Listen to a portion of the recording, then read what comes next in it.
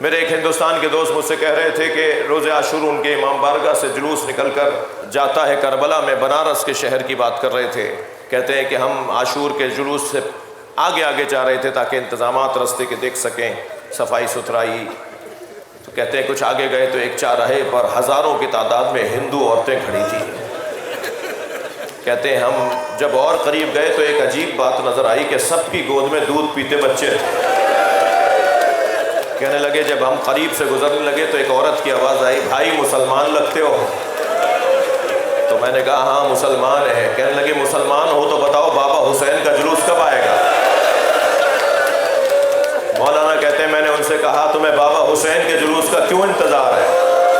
کہنے لگے تمہیں نہیں پتا آج عاشور کے دن حسین کا بچہ بھوکا مارا گیا؟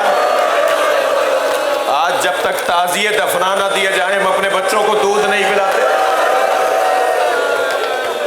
اجرکم اللہ، اجرکم اللہ۔ حق ہے بلند آواز سے گریہ کرنا۔ یا اللہ یہ تیرے حسین پر رونے والے ہیں، انہیں کوئی غم نہ دے سوائے غم